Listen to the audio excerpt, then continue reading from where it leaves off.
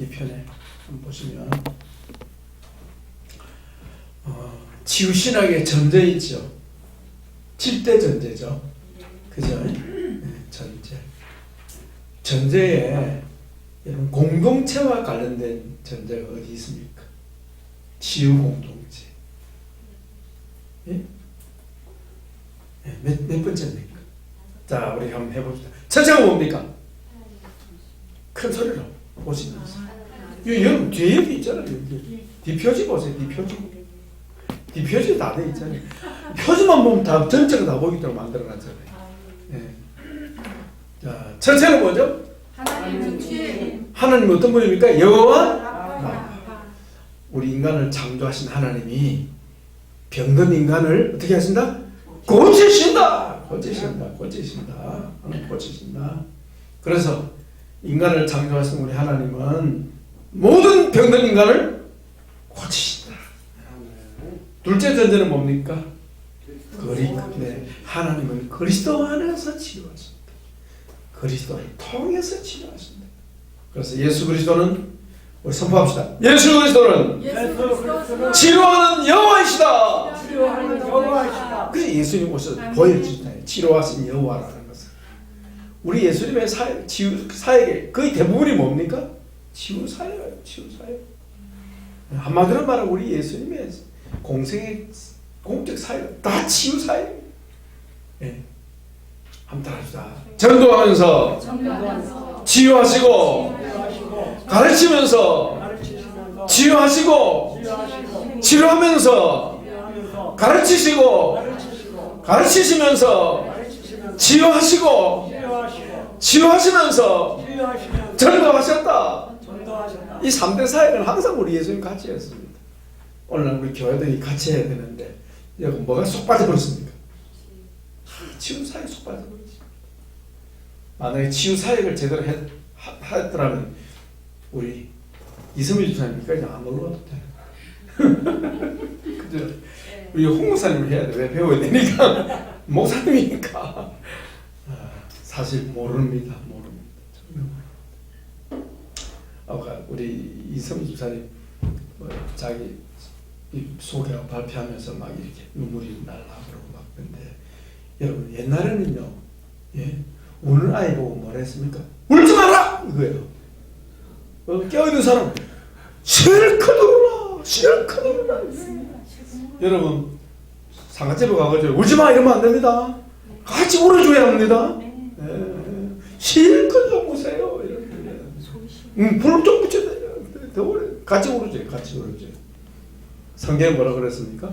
너희는 웃는 자와 함께 웃고 우는 자와 함께 뭐를 해야 돼? 또 우는 건 나쁜 겁니까? 좋은 겁니까? 좋은 거. 물론 이제 뭐랄까 좀 우울증에 걸려서 우는 건 좀 타고장합니다만은 그렇지 않고 자기를 표현할 때 이렇게 안에서 슬픔이 나오는 것은 그건 뭐예요? 좋은 겁니다.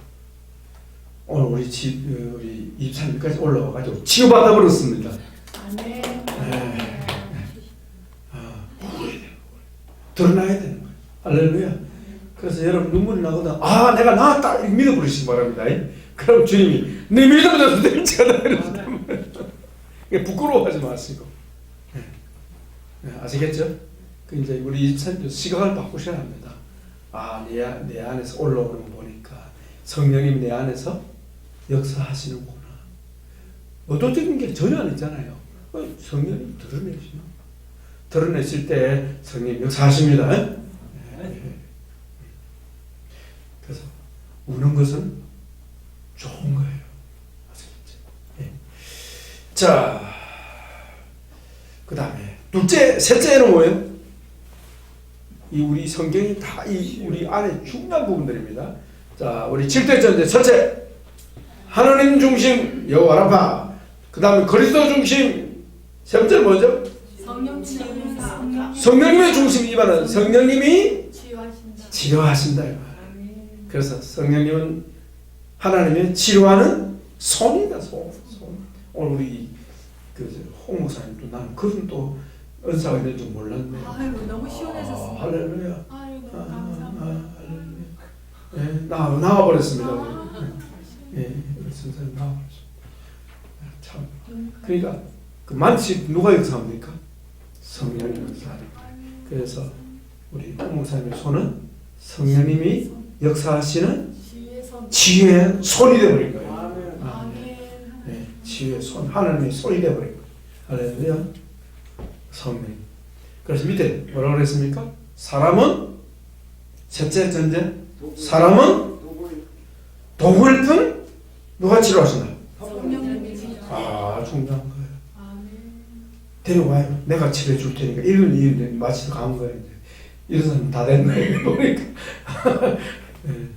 오직 나는 도구요, 통로요, 조력자일 뿐입니다. 조력자. 조력. 이게 사실이죠. 만약 내가 치료하면 만질 것도 안 할게. 다 나요, 다 안 나요? 안 나죠. 왜? 주권은 누구에게 있기 때문에? 그분에게 있기 때문에 나는 도구일 뿐입니다. 도구. 그래서 잘 낫는다고 까불지 말고, 안 낫는다고 낙심하지 말고, 그죠? 성령님 하십니다. 그 다음 넷째 전제 뭡니까? 성경 중심이에요. 성경 중심. 계속 배울 겁니다. 이유는 어때요? 성경은 하나님의 지혜의 책이기 때문에. 그 다음에 교회 중심입니다. 이 교회 중심. 자, 하나님은요 어디서 치유를 합니까? 교회 안에서. 교회 중심입니다. 같이 봅시다. 성령님의 치유 은사는 어디에서 나타난다? 교회를 통해서. 이게 무슨 말입니까? 아니 일반 상담에도 치유가 일어나던데 일반 상담에 치유가 일어나야 안 나요? 나죠. 그럼 뭡니까? 이걸 분별해야 할 수 있어요. 일반 상담에서 치유, 그 심리치료 같은 데서 하는 것과 우리 치유가 어떻게 다를까요? 이게 중요합니다. 자, 하나님께서 일반 병원에서 의사들을 사용합니까? 안 합니까? 사용하죠. 그렇잖아요. 똑같은 차원입니다.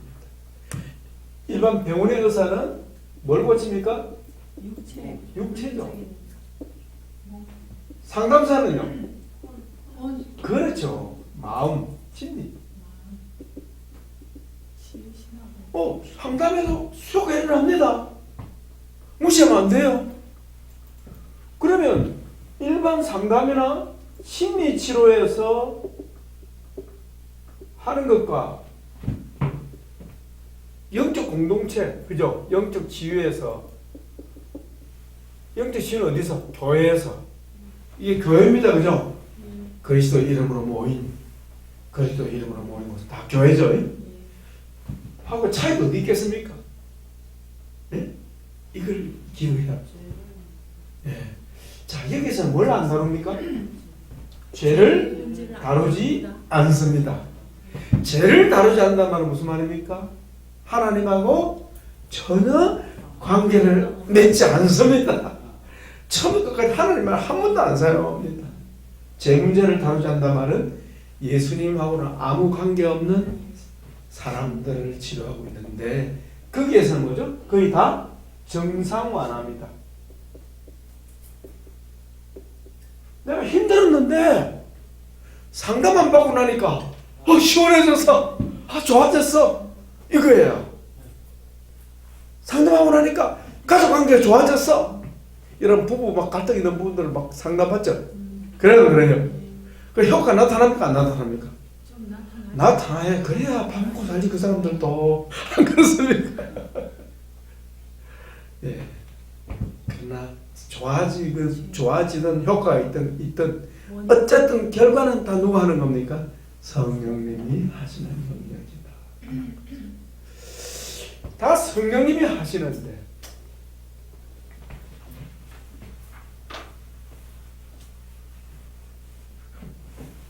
성령 사역. 치유는 무슨 사역?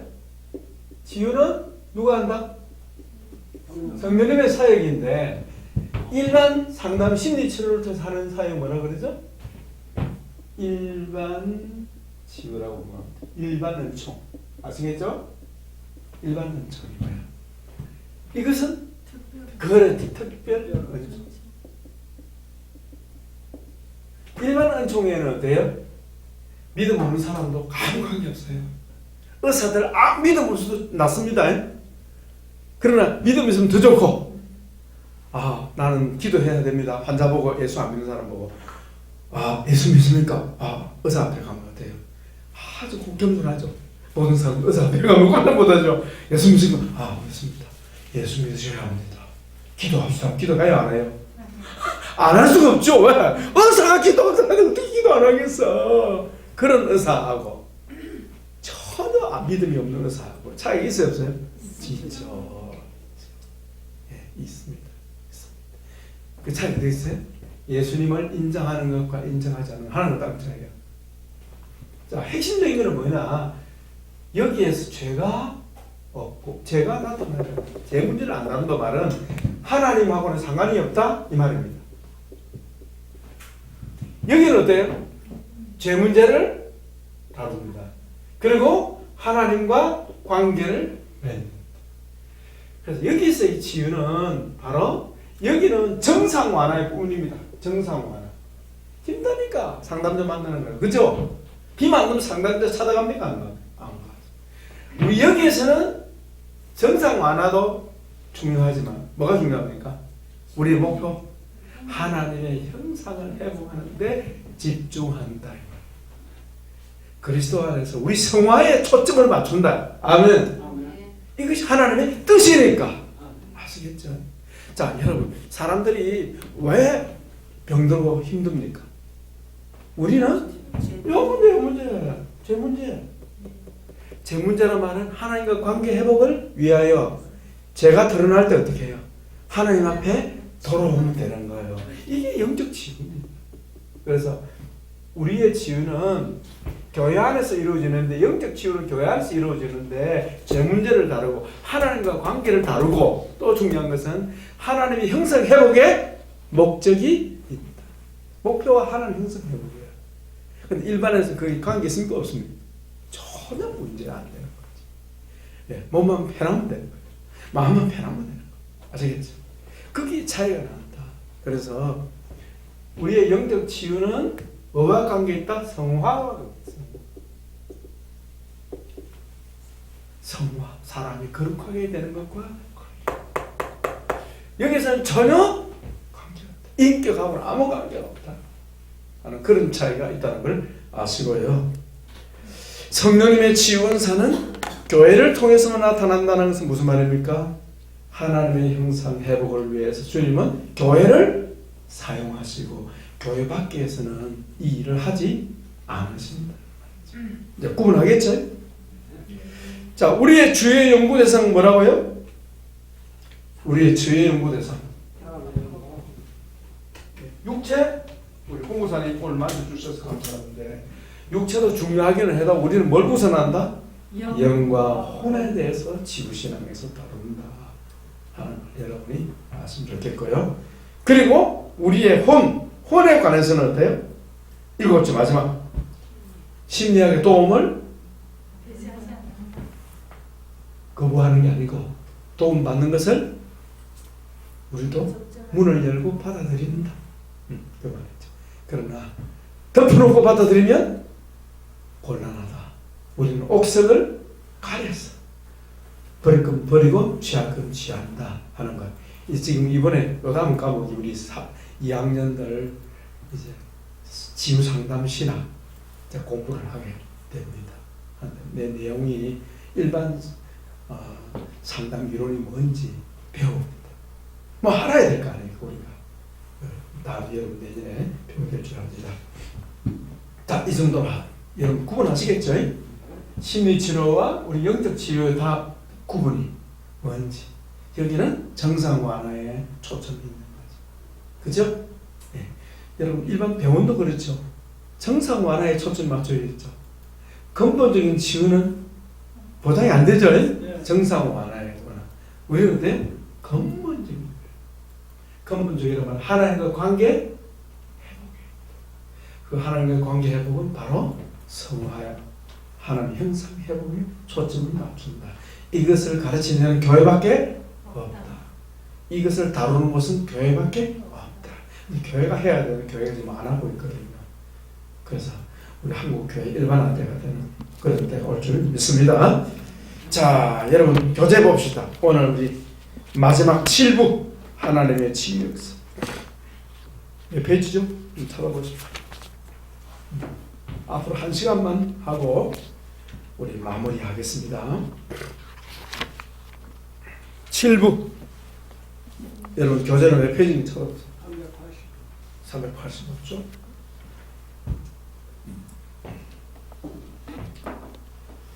하나님의 치유 역사. 예. 한번 쭉 한 번 더 보세요. 제가 배터리 교환하겠습니다.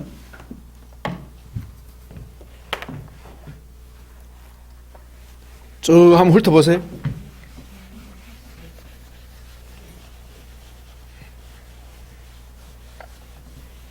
우리 책은 훑어보기 좋죠? 뭐 큰 글자만 보면 될 거 아닙니까?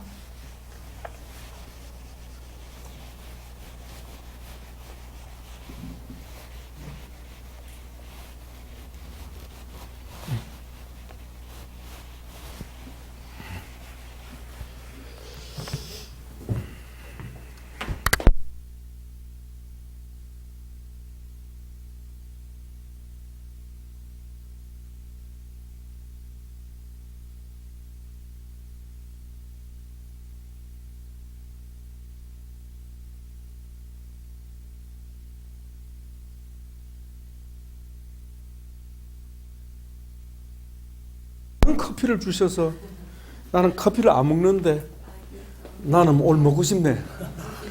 이런 커피를 안 먹으면 되겠습니까? 예. 다람쥐 똥 커피.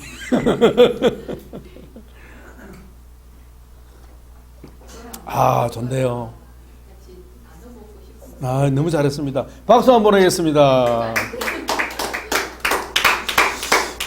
에이. 이 세상에 자꾸 응답을 해줘야 또 다른 거 다음에 또 가져온다고.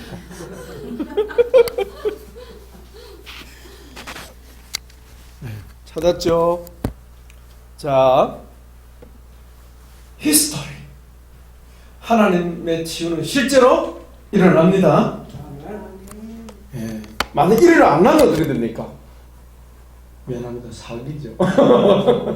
하나님이 사기치면 어떻게 됩니까? 나죠. 지구가 돌아가도 어느 삭버렸다. 그거와 똑같은 겁니다.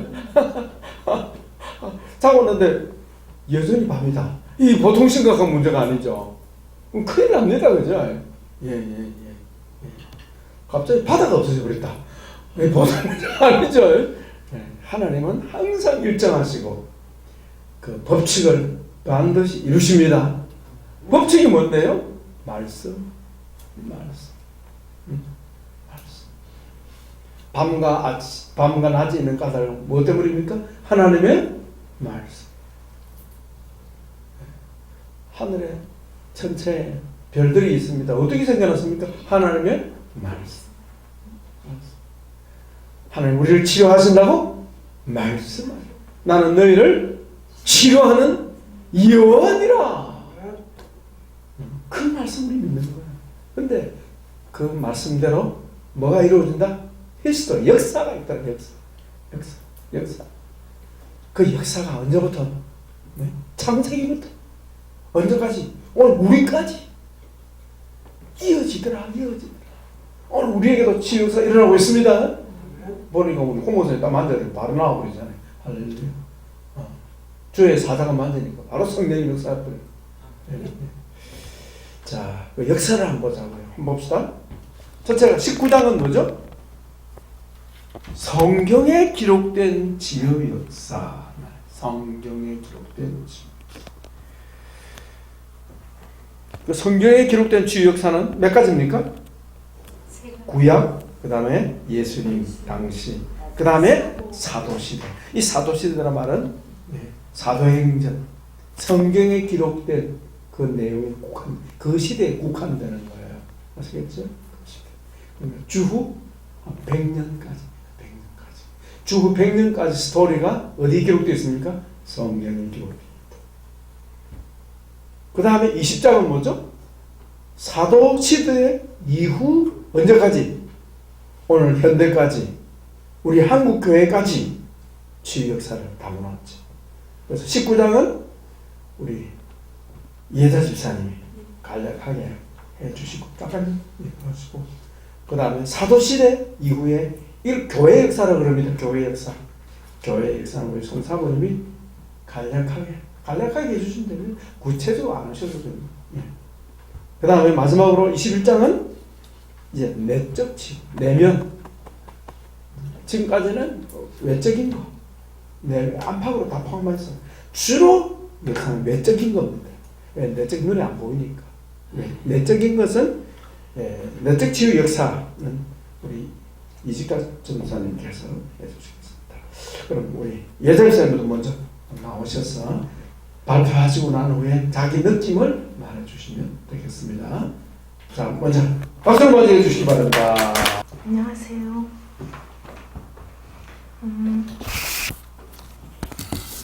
오늘 제 치유 하나님 치유 역사 부분인데요. 먼저 거기에 해당하는 말씀 누가복음 4장 18절에서 21절 말씀입니다. 주의 성령이 내게 임하셨으니 이는 가난한 자에게 복음을 전하게 하시려고 내게 기름을 부으사 나를 보내사 마음이 상한 자를 고치시며 포로된 자에게 자유를 눈먼 자에게 다시 보게 함을 전파하며 눌린 자를 자유롭게 하며 이에 예수께서 그들에게 말씀하시되 이 글이 오늘 너희에게 귀에 응하였느니라 하는 말씀과 같이 먼저 성경적 치유 원리를 바로 알기 위해 치유의 중요한 주제들을 살펴봐야 하는데 그것은 치유의 주체가 누구인가 하는 문제이다. 성경은 치유에 대해서 기록할 때 치유의 주체가 누구인지 분명히 증거하고 있다. 그러므로 성경과 기독교의 치유 주제는 당연코 하나님이시다. 제19장 성경에 나타난 치유 역사에는 세 가지가 있는데요. 첫 번째 구약시대의 치유와 예수 그리스도의 치유, 사도시대의 치유로 나눠지는데요. 첫 번째 구약시대의 치유 중에서 최초의 치유 사건은 범죄한 아담과 하와에게 가죽옷을 지어 입힌 사건입니다. 하나님은 아담과 행위 계약을 맺으시고 선악을 알게 하시는 실과는 먹지 말라고 창세기 2장 17절에 말씀하셨어요. 아담이 범죄함으로 모든 삶의 영역들이 죄의 영향력 아래 있게 되었고 그러므로 인간은 하나님께서 원래 의도하셨던 창조의 목적에서 벗어나게 되었고 하나님과의 관계는 단절되었으며 결국 인간은 지속적인 치유를 받아야 할 대상으로 살아가게 되는 것입니다. 두 번째, 아브라함 시대의 치유에는 하나님께서 부속사의 흐름 속에 자기 백성을 고통으로부터 구원하시는 은총을 베푸셨기에 하나님의 구원의 역사는 항상 치유와 관계를 맺고 있습니다. 치유라는 말이 사용된 것은 창세기 20장 17절 18절 말씀에 하나님께서는 아브라함의 아내 사라 때문에 아비멜렉의 아내와 그 여종의 태를 다루셨으나 아브라함의 기도로 부름짐을 치유했다고 말씀하셨고 모세 시대의 치유로서는 치유의 언약과 예방의학인데요. 하나님은 모세와 출애굽한 이스라엘 백성들을 향하여 스루 광야에서 드디어 치유 언약을 선포하시고 하나님만이 유일한 치유자심을 확인하셨습니다. 난 너를 치료하시는 하나님이라 출애굽기 15장 26절에 말씀하셨고 주님은 자기 백성들이 질병에서 넘어갔고 건강한 삶을 살도록 예방의학 차원의 율법을 주셨습니다. 너희가 너희 하나님 나 여호와의 말을 들어 순종하고 나의 보기에 의를 행하여 내 계명의 귀를 기울이며 내 모든 규례를 지키면 내가 사람에게 내린 모든 병의 하나도 너희에게 내리지 아니하리니 출애굽 15장 26절에 말씀하셨고요.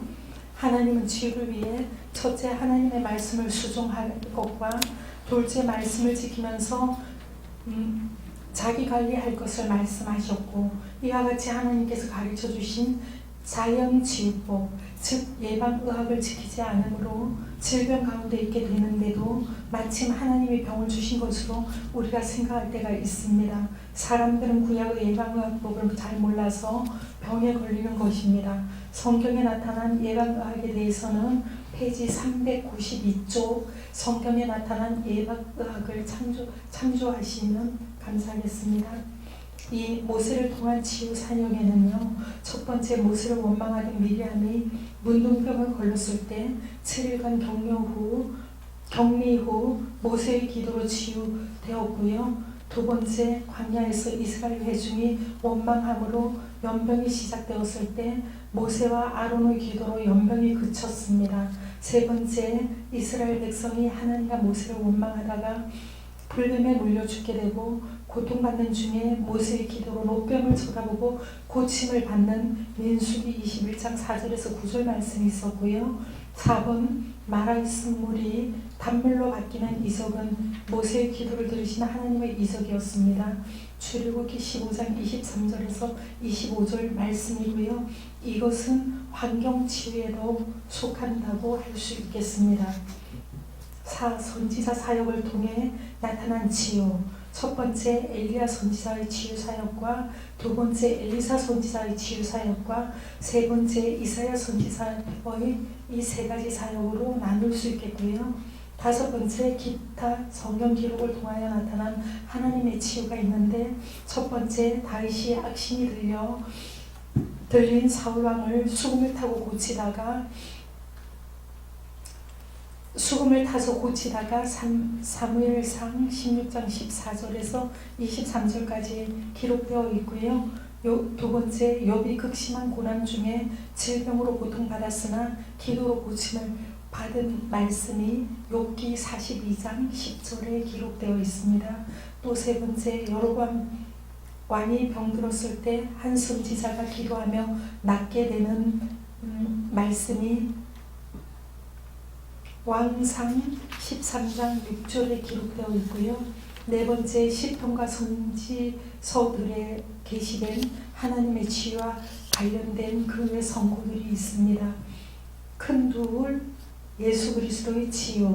첫 번째, 예수 치유의 유형인데요. 주님은 어떻게 우리를 치유하셨냐면 정신병, 간질, 다리저림, 중풍병, 손마른병, 귀신 들림, 소경, 열병, 혈루병, 안진뱅이, 벙어리, 문둥병, 혈기 마름을 고쳐주셨고 칼에 베인 말고의 길을 회복시켜 주셨으며 죽은 나사로를 살리기도 하셨습니다. 두 번째, 예수님의 치료 방법이 있는데요. 예수님의 치료 방법 중에서는 41가지가 있는데 페이지 398에서 399쪽을 참조하시면 되겠습니다. 세 번째, 예수님의 치유 특징. 첫 번째,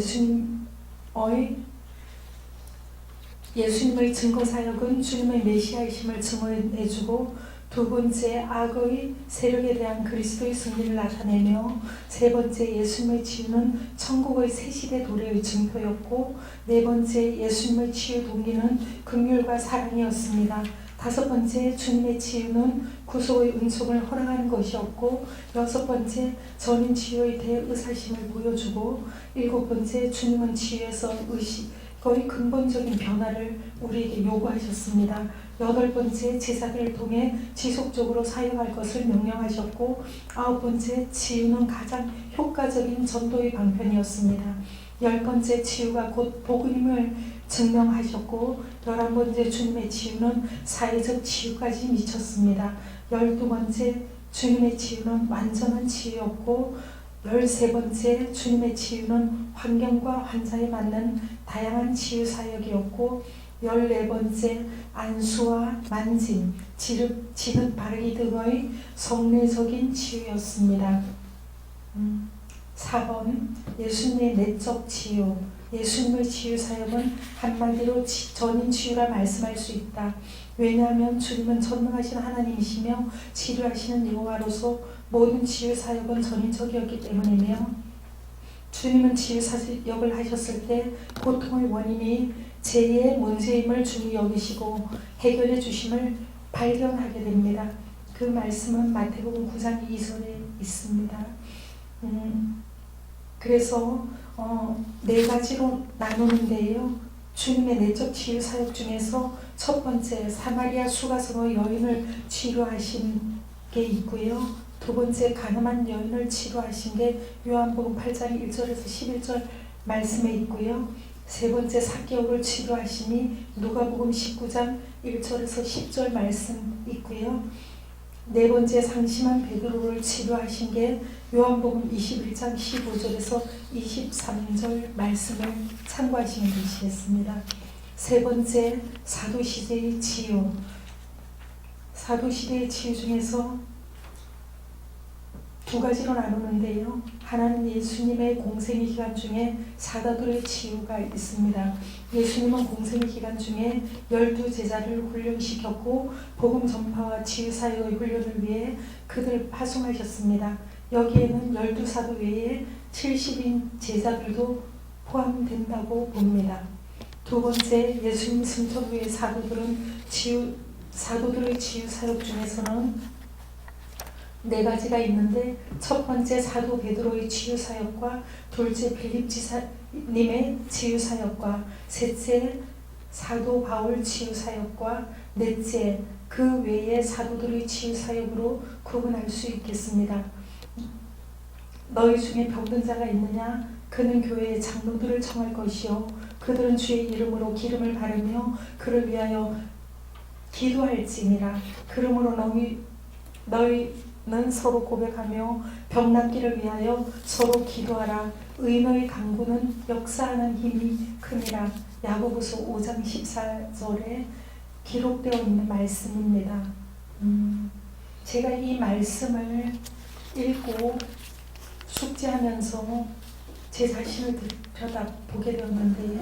지금까지 제 자신에게 문제가 많다는 것을 알면서도 제 죄와 제 짐과 제 아픔을 제가 해결할 수 전혀 없어요. 이 말씀 읽으면. 그런데도 맨날 하나님은 바쁘시기 때문에 제 일은 제가 스스로 해결하려고 엄청 안달 많이 했습니다. 그게 교만이었겠지요. 교만의 죄, 교만의 병. 그러다가 해결 안 되면 열받고 분노하고 가끔 혼자 욕도 연습 엄청 많이 하고 좌절하기도 하고, 그러다 보면 오만 근심, 세상 근심 걱정 염려가 머릿속에 다 있어가고 잠도 안 오고 그랬었어요. 근데 이제 이 치유신학을 하면서 저의 변한 것 중에서 변한 것 중에서 한 가지 예를 든다면, 특히 타인에 대한 문제만큼은 이제 마음에 많은 평정을 찾은 것 같습니다. 너무 감사합니다. 반년 동안. 지금까지 말씀 듣고 교회에서 듣는 말씀 그걸로 한 주를 우리는 보통 버티잖아요. 감당하는 게 아니고 버팁니다. 버티는데 항상 돌아서면 하나님이 말씀이 내 생활이 되게 하시고 이 말씀대로 살아가는 한 주가 되게 도와주시옵소서. 그렇게 기도는 하면서도 실천신앙이 되지 않고요. 금방 돌짝밭에 뿌려진, 가시밭에 뿌려진 말씀이 되고요. 스스로가 굉장히 좌절하고 스스로가 굉장히 자신에 대해서 실망하고 미울 때가 한두 번이 아니었는데요. 지금 최근에 계속 이 말씀이 굉장히 마음속에 크게 와닿아서 정말 내가 교회 열심히 다니는 것도 중요하지만 하루에 한두 가지씩이라도 반드시 말씀 들은 것을 제가 실천에 옮기는 실천 신앙의 자세가 되어야 되겠다 생각을 하면서 계속 다니는데, 이제 오늘 아침 간단한 건데요. 오늘 아침에 전철을 타고는 제가 오늘 차를 5번 갈아타고 왔거든요. 버스를 타고 계양역 가고, 계양역은 완전 지옥철입니다. 아침 출근길에 차를 타는데 저번에도 한번 미끄러져갖고 이쪽이 많이 다쳤는데 1년을 치료받았거든요. 그랬는데 오늘도 차를 타니까 내가 그 차를 타야지 분명히 급행을 타고 여기 올 수 있는데 노량진 가서 김포에서 갈아타고 또 노량진으로 와서 탈 수 있는데 남자들이 이제 힘이 좋으니까 계속 떠미는 거예요. 그래서 내가 가까스로 딴 사람은 포기하고 안 타고 있는데 그 사이에 나 이 차 안 타면 오늘 나 지각합니다 하고 억지로 탄 거예요. 탔는데 이 남자에 밀려서 또 튀어나오고 타고 그러는 사이에 이제 문이 닫힌다고 배를 울리니까 내가 이 차는 타면 안 된다고 뒤로 이렇게 해서 제가 탄 거예요. 탔는데 남자가 좀 외모 차별해서 너무 미안하지만 좀 억세게 생기고 못되게 생기고 이런 사람은 그러면 아유 얼굴이 저렇게 편하게 나쁘게 생겼으니까 그런가 보다 했는데 이 사람은 멀쩡하게 잘생긴 거예요. 그리고 말기도 다 잘 알고 있을 때 말수한 청년인데 이 사람이 절대 자리를 안 비켜 자기가 탈 때 이렇게 탄 거예요. 그래갖고 탁 돌으니까 나를 갖다가 계속 밀어나게 되는 그래가 조금 돌아서지요 하면 얼른 좀 돌아서야 되잖아. 나는 탈 때 이렇게 타는 거예요. 근데 이렇게 해갖고 절대 안 비켜주는 거야. 그러니까 자꾸 내가 문이 닫기를 하는데 어깨 비키는 거야. 그래가지고 딴 사람이 일부러 나를 계속 떠밀어내듯이 그러니까 왜 사람이 나를 거부하는 것하고 사랑으로 이렇게 받아들이는 것하고 우리는 똑같은 동물이기 때문에 너무 그렇게 잘 느껴지잖아요. 이 사람이 나를 못하게 계속 밀어내는 거예요. 내가 깜짝같이 탄 거예요. 탔는데 이 사람이 우리가 보통 가방을 이렇게 내려서 이 다리 밑으로 내리잖아요. 근데 이 사람은 이거를 팔이 굵은데 이거를 딱 이렇게 하는 거예요. 그러니까 이만큼 나갔고 내 등에 대해갖고 내가 이렇게 돼버린 거예요. 그래가지고 다시 앞으로 또 튕겨나가려는 순간에 문이 닫히면서 완전 문이 딱 얼굴에 딱 이렇게 돼버린 거예요. 그래서 내가 옛날 같았으면 너무너무 화가 나고 욕이 이렇게 올라올 건데 좀 큰 숨을 좀 쉬고 제가 뒤로 보지는 않지만 미안하지만 이 가방을 좀 내려주시면 안 되겠냐고 내가 아주 정중하게 절대 그런 책 안 하는 거예요. 무슨 차를 타는데요? 전철. 예, 아침 출근은 그렇습니다. 우리 그 인천하고 거기는 다 예, 공항철. 그래갖고 이제 너무 마음이 좀 안 좋더라고요. 그래갖고 내가 정중하게 그렇게 했는데도 틀은 척을 안 하고 계속 미는 거예요. 그러니까 문 앞에 딱 코하고 이렇게 돼갖고 어떻게 할 수가 숨을 못 쉬겠는 거예요. 그래서 내가 힐끗 잠깐 이렇게 돌아봤어요. 이어폰 꼈는지 알고. 근데 이어폰을 안 꼈더라고요. 그래서 내가 다시 정중하게 미안하지만 가방 좀 내려주시면 안 되겠어요. 했는데 끝끝내 모른 척하고 김포공항 올 때까지 그렇게 해서 나를 밀어갖고 완전히 앞에 딱 붙고 움직이지 못하게 하는데 두 번째 했는데 이 사람 안 닿으면 내가 좀 짜증이 났을 건데 옛날 같았으면 갑자기 이 사람이 너무너무 불쌍한 거예요. 울었어요. 제가.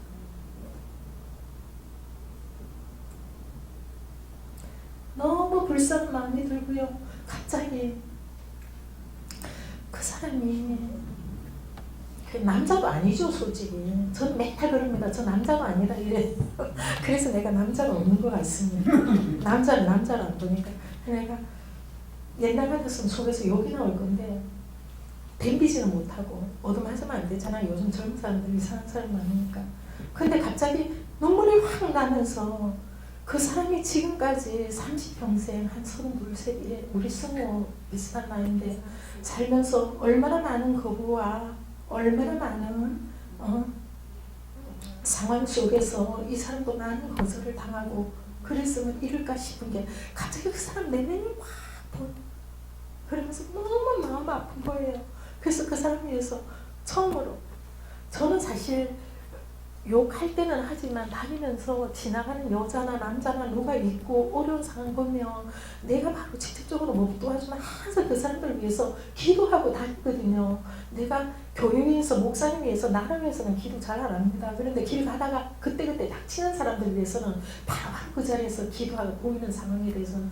그런데 이 사람 딱 축복기도 나오고 너무너무 그동안 살아온 세월 동안 많은 거절과 마음속에 아픈 쓴뿌리들 그거 하나님 지혜 주시고 저 사람에게도 예수를 믿는 은혜의 시간을 반드시 경험해서 하나님을 구주 믿고 나와가지고 구원받는 영혼 되게 됐더라고. 눈물에 축복기도 딱 나오는 거예요. 그래서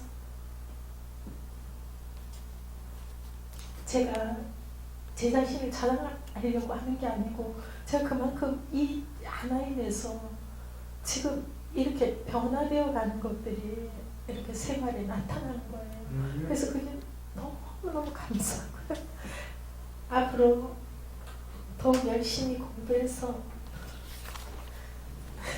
꼭 훌륭한 사람은 되지 못하지만 훌륭한 사람 예, 훌륭한 사람 되겠습니다. 박수. 노력하겠습니다. 성령님이 일하십니다. 그럴 때는 우리 주님을 인정해 드립시다. 내 안에 성령님이 일하고 계심을 감사드립니다. 범사에 주님을 인정하면 주님은 범사에 나타납니다. 아시겠죠? 모든 관계 속에 주님을 인정하여 드리시기 바랍니다. 그러면 그분이 내 안에서 역사하시는 거죠. 자, 우리 이집사님이 그 구약 성경과 구약 시대와 예수님까지 사도 시대까지 했네요. 그냥 완전히 달리는 열차처럼 빨리 달렸습니다. 그죠? 자, 우리 19장에서 뭐 여러분 질문 있으면 하시고요. 궁금한 부분이 있습니다. 이렇게 목사님, 이집사님 그냥 솔솔 훑어가는 게 좋죠. 예, 그죠? 예, 구약하고 그냥 이 복음서까지 그냥 사도행전까지 다 훑어버렸어요. 순식간에. 예. 자, 그 다음에 넘어갈까요? 다른 게 없으면 20장 사도시대 이후. 이 교회시대입니다. 사도시대 이후란 말은 교회시대, 교회시대. 자, 몇 가지 넘어봅시다. 총 몇 가지입니까? 411쪽? 몇 가지죠? 자, 첫째 읽어봅시다. 교부시대.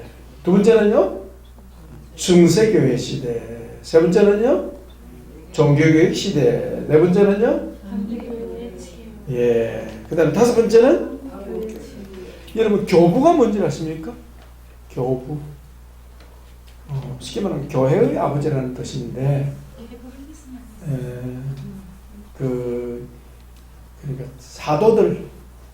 사도들의 제자, 사도들의 제자를 속사도로 그랬죠. 그 다음에 그 사도들의 또 제자, 예, 그들을 주로 교부라고 이렇게 부릅니다. 교부시대. 언제까지인가 하면, 예, 중세가, 여러분 중세가 언제부터 시작된지 아십니까? 그레고리, 그러니까 교황, 로마의 첫째 교황이 그레고리거든요. 그러니까 콘스탄틴 대제는 아시죠? 기독교를 처음으로 로마에서 공인한 황제. 콘스탄틴 황제의 어머니가 아주 신앙이 독실한 분이었어요. 그래서 그 아들이 예수 믿도록 기도했는데 그 아들이 드디어 예수님을 공적 인정하기 시작했습니다. 그 역사에 보면 나오는데 자기가 전쟁에 나가는데 환상 가운데 십자가의 방패를 보여주면서 이 깃발을 가지고 싸우라 하는 그 음성을 듣고 싸워서 이겼는데 그때 돌아와서부터 기독교를 공인하게 됐습니다. 그래서 지하에 있는 초대교회가 지상으로 올라오게 된 거죠. 그래서 교부시대란 말은 초대교회 시대를 말합니다. 그렇게 기록해놓으세요. 초대교회 시대. 예. 다음에는 초대교회 시대로 바꾸는 게 좋겠다 싶습니다. 자, 교부시대부터 한국교회까지 송사모님이 나오셔서 간략하게 요약 발표해 주시겠습니다. 예. 자, 나오신 발표한테 큰 박수.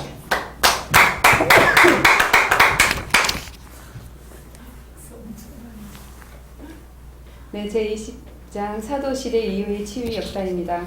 교부시대의 치유, 사도시대의 왕성한 치유는 교부시대에도 그대로 개성되었다. 병자를 치료하라는 주님의 명령은 12사도나 교회 교부들에게도 적용되었다. 교회 교부들이 각종 문헌들을 보면 치유 역사에 관한 많은 기록들이 발견되는데 치유 사례를 모두 합친다면 교부 시대의 치유가 매우 적극적으로 개성되었음을 알 수 있다. 그리스도의 영으로 충만한 사람들은 귀신을 축출하고 치유를 베푸는 능력을 가졌다고 믿었다. 치유 자체를 하나님의 창조적 영적 능력이 인간을 통해 역사하는 증거의 하나로 간주되었다. 1. 선교자 저스틴 성령이 주시는 치유 은사는 사도시대만이 아니고 교부시대에도 주어진 은사라고 생각했다. 그의 저서진 변론 부활에서 보면 예수 그리스도의 이름으로 귀신을 쫓아내고 치유를 해왔다. 주문과 약물을 이용한 주술사나 무당도 고치지 못한 것을 주문과 약물을 이용한 주술사나 무당은 고치지 못했다는 기록이 있다. 리옹 감독의 이레니우스 그리스도인들은 마귀 축출과 질병을 예수님의 이름과 성령의 능력으로 행했다고 말했다. 그는 주께서 고난당하사 다시 살아나셨으며 생명을 공급해 주시고 모든 병자를 고쳐주신다고 주장했다. 그의 저서에 이교도의 반대하에 보면 사람은 도구일 뿐 주님만이 고치시고 살리시는 치유자 되심을 알고 있음을 발견된다. 터틀리안 1급 법률학자며 뛰어난 저술가로 예수님의 부활의 치유 능력을 믿었다. 그의 저서에서 평민과 수많은 상류층 사람들도 축사와 치유 역사가 일어났다고 했다. 오리겐 예수님의 이름은 여전히 인간의 마음으로부터 혼란을 제거할 수 있으며 귀신을 추방하고 질병을 쫓아낼 수 있다고 강력히 주장한다. 동방교회의 교부들 갑바도기아 새 지도자인 바실리우스 예수님의 치유사역은 사람들에게 부활신앙을 갖게 하는데 중요한 역할을 한다고 했다. 그의 저서 기독교와 치유를 보면 치유는 하나님에 대한 지식이 인간들에게 도달되기 때문에 일어난다고 보았다. 크리스토스톰 크리소스톰.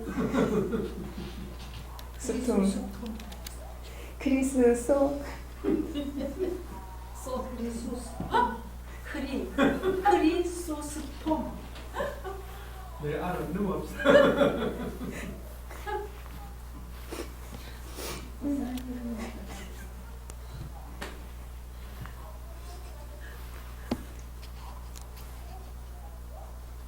치유의 웃으면 치유됩니다. 아멘. 웃어도 치유되고 울어도 치유되고. 크리스소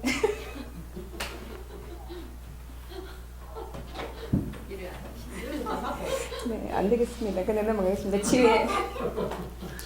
치유의 현실성을 인정하며 사도행전에 나오는 기적들은 인간이 아닌 하나님에 의한 것이며 지금도 그런 기적은 계속된다고 했다. 서방교회의 교부들 서방교회는 많은 치유 경험에도 불구하고 대그리고리의 영향으로 동방교회처럼 치유신학이 발전하지 못하고 7에서 8세기 중세 암흑의 소란과 혼란으로 휩쓸려 갔다. 그럼에도 서방교회의 역사에서도 치유의 근거는 발견할 수 있는 것은 하나님의 치유 섭리라고 할 수 있다. 어거스틴 설교에서 부활이 사실인 것을 발견케 한다는 사실을 알게 된 후 매일 치유에 관한 설교를 했다. 어거스틴의 생애를 보면 귀신 들린 자를 눈물과 간구로 해방시킨 것이 기록되어 있다. 한 방문객이 꿈에 어거스틴에게 가서 안수를 받으면 치유받을 것이란 하나님의 음성을 듣고 왔다고 하자 안수했을 때 주님은 즉시 그 환자를 치유해 주셨다. 그의 참회력과 하나님의 도성에는 70여 건의 치유 사례를 언급하고 있다.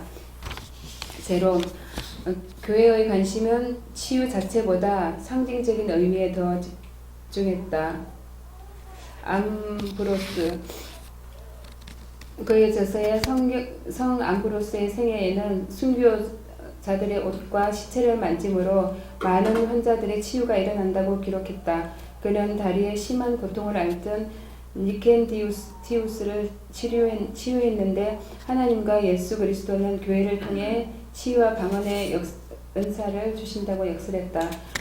대 그레고리우스 그는 질병을 신실한 자녀에게 내리는 하나님의 징벌로 이해했으며 징벌은 더 이상 귀신의 행위가 아닌 도덕적 갱생을 가져오게 하는 하나님의 교정으로 보았다. 그는 치유를 위한 성유물 사용과 성인에 의한 치유를 인정했다. 중세 교회 시대의 치유. 이 시대는 영혼의 치유를 강조하는 죄 용서 고해성사를 중요하게 여겼다. 60만의 치유 행위는 의학적이든 종교적이든 어리석고 무가치하게 취급했다. 치유란 죄라는 질병의 영혼의 치유라고 생각했다. 시대 변화로 6에서 7세기의 서구 교회 교육이 사라짐으로 사람들은 더욱 복음을 알 수 없게 되었다. 하나님의 긍휼과 사랑을 신뢰할 수 없게 되었고 하나님의 진노의 측면에서 생각되어 육체적 치유는 하찮은 것이며 죽음은 무서운 것이 아니라고 생각했다. 영혼의 치유가 육체적 치유보다 중요시 되었고 의술적 치유 행위는 핍박을 받게 되었고 법으로 금지당했다. 그래서 치유자는 위법자가 되었으며 치유자들의 사역은 목숨을 내놓는 행위가 되었다. 이러한 암흑 시대에도 치유 사역은 끊어지지 않고 몇몇 경건한 사람들을 통해 계속되었다. 영국 역사의 아버지인 베데는 수도승으로 최초로 영국 역사를 저술한 인물이다. 그의 저서 영국 교회사에서 당시에 일어났던 치유의 기적에 많이 언급했다. 10세 된 눈먼 소녀에게 성령이 충만한 겔마누스가 기도하여 아이가 눈을 뜨는 것을 비롯하여 벙어리의 치유, 병든 여종과 백작 부인의 치유 등 치유 기사를 소개했다. 아시스 샌프란시스코는 믿기 어려울 정도로 치유 사역에 헌신했다. 절름발이, 중풍병자, 문둥병, 기머거리, 벙어리 된 거지들을 치료하는 등 능력의 치유 사역을 감당했다. 그는 죽을 때 치유 능력을 믿는 자들이 시체 분할을 막기 위해서 황급히 매장될 정도였다.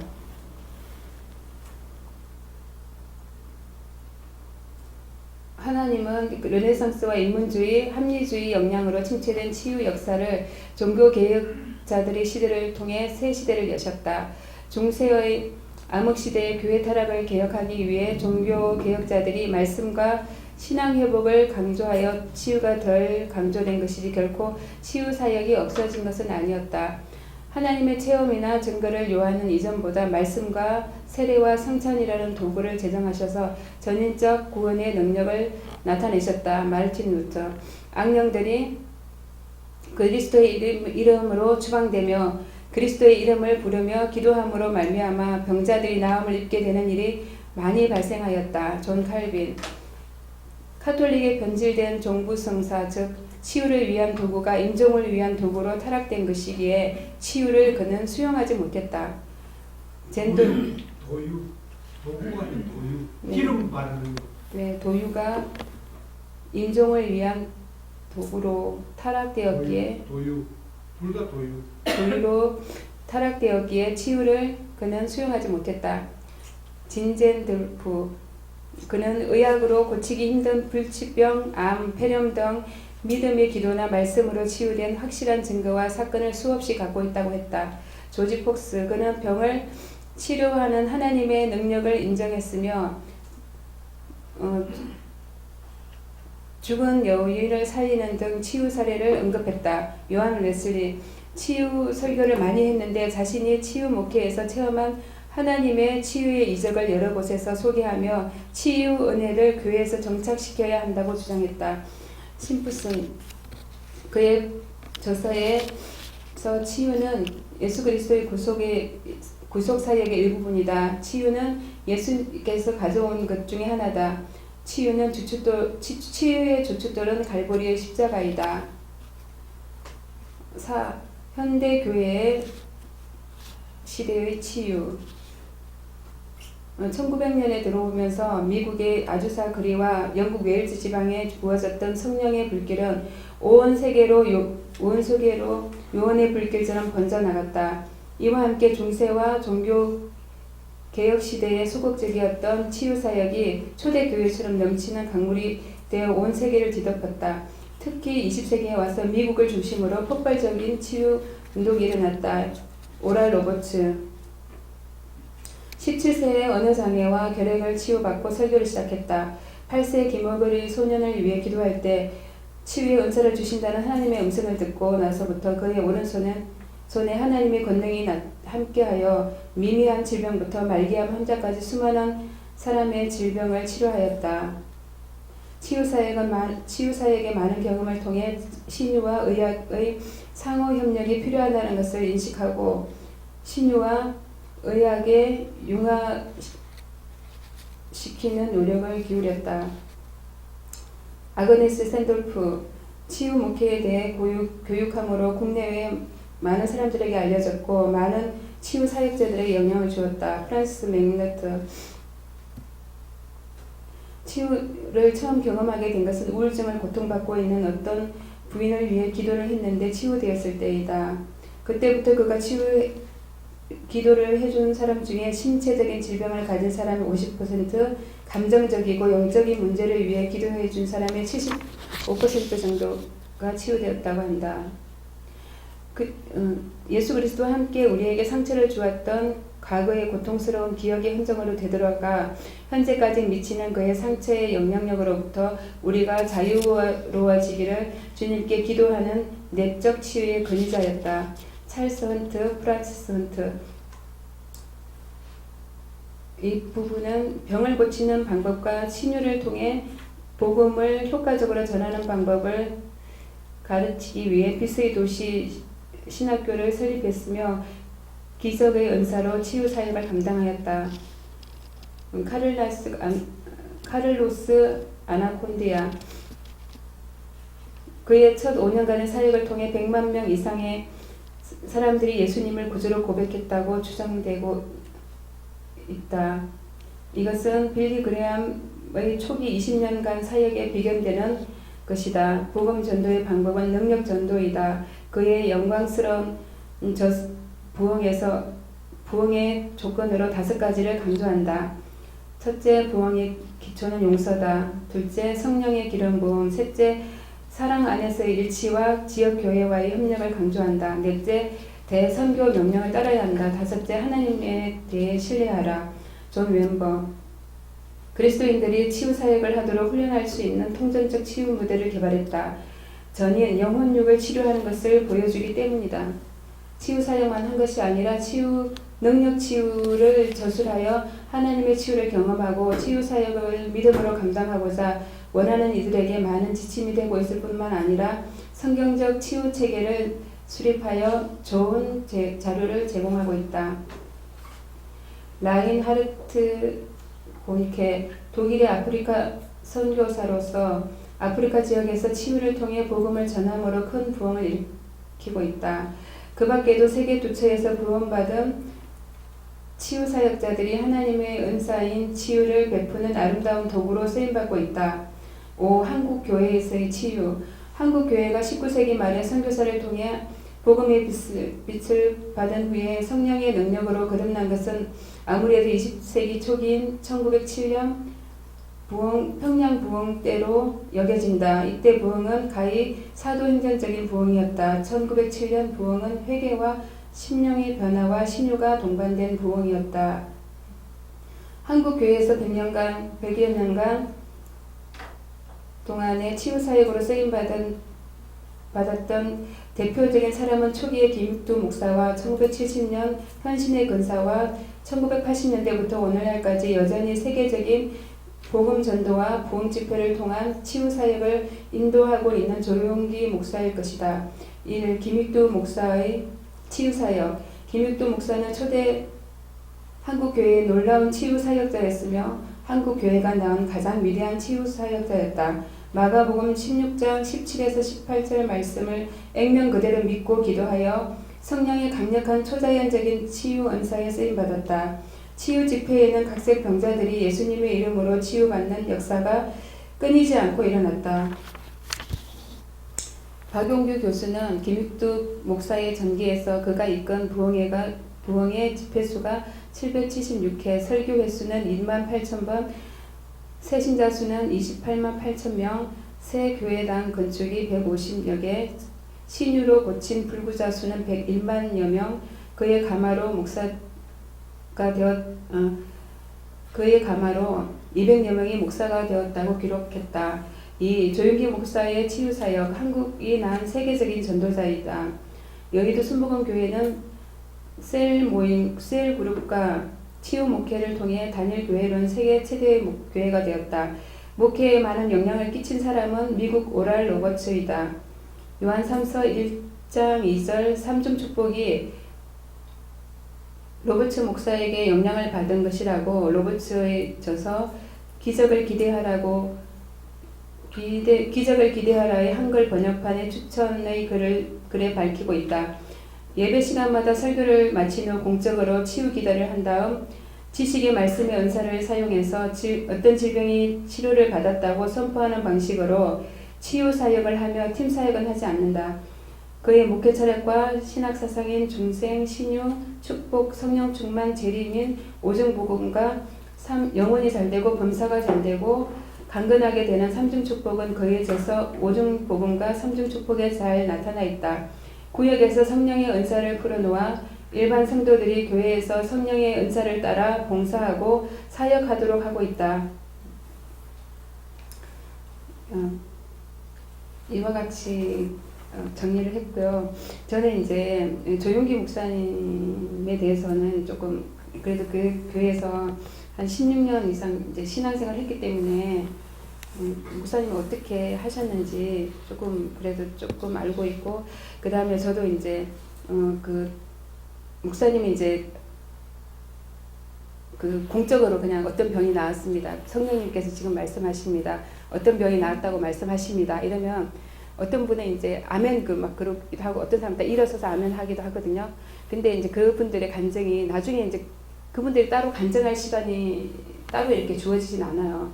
그런데 이제 뭐 순복음 가족 신문이나 아니면은 뭐 이렇게 어떤 이제 아시는 분들을 이렇게 얘기 들어보면 자기가 거기에 대해서 기도했는데 자기 병이 나왔다고 얘기를 하고 자기 뭐 우울증을 앓고 있는 사람이 나왔습니다. 뭐 아니면 그렇게 이제 할 때 자기가 기도했던 부분이 이제 선포되기 때문에 믿음으로 받아들이고, 아니면 이제 또 자기가 그 자리에서 이렇게 낫는 거를 직접 느끼기도 하고 그렇다는 말을 들었거든요. 그래서 저는 제가 기도했던 부분은 직접 이렇게 나은 게 아니라 그냥 그 자리에서 저희는 이제 바울 성전이나 이런 데 성전에 가면 아무래도 이제 성령님이 좀 강하게 이렇게 임재하는 곳이 있다고 저희는 생각을 하거든요. 그래서 이제 거기는 철학 기도도 많이 하는 곳이고, 그래서 이제 저희 기도하면 어쨌든 그 성령님이 뭐 느낀 사람만 알 것 같아요. 다른 사람은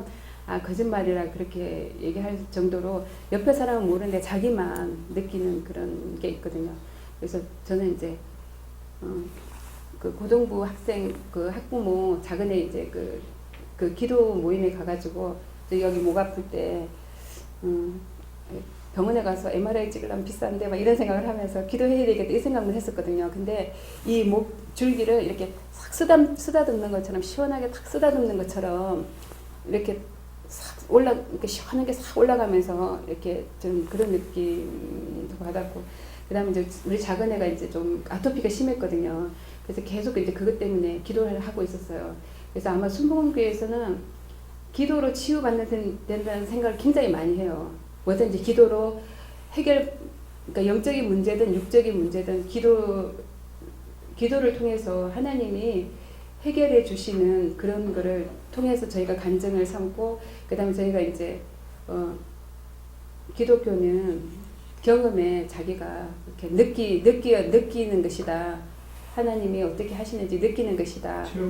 체험 신앙이라고 얘기를 하잖아요. 그래서 이제 저희는 그 체험들이 좀 많이 가지고 있는 것 같아요. 그래서 이제 순복음교회가 뭐 이렇게 이런 말 저런 말 많지만 하여튼 성령님이 역사하고 계시는 것만은 사실이고, 예. 거기서 인재가 느껴지고 저는 저 좋게 생각하고 있습니다. 감사합니다.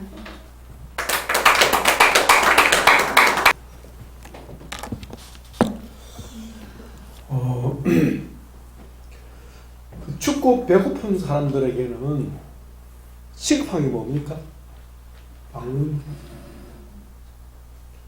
빵 문제가 먼저 해결돼야 그 다음 단계가 보이는 거예요. 예. 그러니까 여기 보면 그 초대교회부터 우리 한국 현대교회까지 그 교회사에 나타나는 치유들은 거의 다 뭡니까? 육신의 병을 고치는 치유 거의 대부분이었어요. 그 중에 이제 귀신이 들려가지고 그냥 막 이상한 소리 지르고 심지어 뭐 어떤 경우는 뭐 보면 막 그냥 언덕에 막 2층에서 뛰어내려버리고 차가 오면 막 뛰어 들어가 버려. 그런 이제 정신적으로 귀신 들리는 그런 일들은 이건 뭐 어떻게 방법이 없잖아요. 그런 경우는 이제 축사 귀신 쫓아내는 거 축사가 발달했고 축사 사역 뭐 아시죠 여러분? 뭐 예를 들면 뭐 이상한 소리 해서 둘러 앉아가지고 뭘 찬송하면서 막 물러가라고 막 그러잖아요. 주로 축사하고 기도해서 안수해서 육신의 병을 고치는 주로 그런 일이었어요. 예. 우리 한국 교회도 대단하고 세계교회 역사 속에서도 지옥산을 계속 되어 왔다는 걸 말씀하고 있고요. 이제는 뭡니까? 영혼육 가운데 가난하고 춥고 배고픈 시절에는 다 육체의 문제. 먹는 문제와 함께 육체의 문제가 쭉 주사이겠어요. 여전히 뭐 육체의 병의 문제가 있습니다만은 그 육체의 병은 요즘 다 어디로 갑니까? 기도원에 갑니까? 병원으로 갑니까? 거의 뭐 옛날에 여기 순복교회는 얘기했습니다만 1960년대, 70년대 우리 한국교회 제일 부흥될 때 아닙니까? 부흥될 때 그때는 다 사는 게 어려웠잖아요. 그때는 성령님도 강한 역사가 나타나고 주로 병 고치는 역사가 많이 있었습니다. 그죠? 지금은 어때요? 병은 여전히 있는데 병원으로 다 가고 이제는 우리 영혼의 문제가 대두가 심각합니다. 그죠? 그래서 육신의 몸 아픈 것도 문제지만 그보다 더 큰 문제는 정신적인 그런 면을 이제 다루는 거죠. 그래서 내적 치유 역사 21장 이직자 전사님 나오셔서 요약해 주시겠습니다. 내적 치유의 역사 1. 한국에 소개된 내적 치유 대표적 문헌 2. 데이빗 A. 시멘스 목사 미국의 내적 치유 역사는 1960에서 70년대부터 시작되어 대략 50년 정도가 된다. 한국에 소개된 것은 1986년 두란노에서 출판이 되어 한 30년 정도 된다. 2. 존과 폴라 샌드포드 내적 치유의 실제를 다루고 있는 존과 폴라 부부가 쓴 속사람의 변화는 1982년도에 출판되었다. 3. 프란시스 맥너트 그의 책 치유에서 내적 치유를 언급하고 있다. 1988년에 미국에서 출판되었다. 4. 존 민버 그의 책 능력 치유에서 동전 치유, 전인 치유, 과거에 받은 마음의 상처 치유에서 내적 치유 사역을 구체적으로 다루고 있다. 1986년에 출판되었다. 미국을 포함하여 현대 내적 치유 역사는 30년에서 40년 정도 짧은 역사이다. 이 한국 교회의 내적 치유 사역 1. 예수 전도단의 내적 치유 한국의 내적 치유는 예수 전도단을 통해 제일 먼저 소개되었다. 1960년에 창설될 때부터 노방 찬양 전도와 제자 훈련을 해왔다. 1981년 한국의 첫 DTS를 시작하여 내적 치유 사역을 했다. 이 양천 치유센터의 내적 치유 양촌 치유센터는 성경에서 약속하신 내적 치유가 액면 그대로 생생하게 나타나는 성령님의 역사의 역사의 현장이다. 이곳의 김종주 원장은 그 자신이 삶의 고통 가운데 하나님의 치유를 경험한 사람이다. 설립은 1988년도였다. 왜 그럴까요?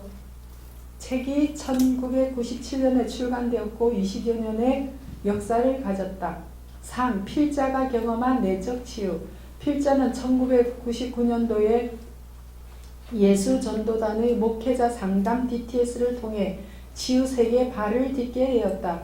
그 후 양촌 치유센터와 만나게 되었다. 필자가 경험한 내적 치유는 하나님과의 관계 회복, 자아관계 회복, 부부관계 회복, 가정 회복, 목회 환경 회복이다.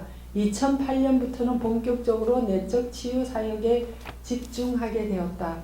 예, 여기 내적 치유 사역에 대해서는요, 제가 그 예수전도단의 내적 치유와 양촌 치유센터는 지난번에 갔었고요. 이제 경험하게 됐습니다. 제가 예수전도단의 그 치유의 경험은 2002년도 뉴질랜드에서 FDTS, 패밀리 DTS를 했어요. 그래서 제가 이제 거기를 갔습니다. 거기를 갔는데 이제 수업하고 이제 나누는 시간이 있어요. 근데 나눔을 그때 학생들이 28명이었고 스텝이 한 40명이었고요.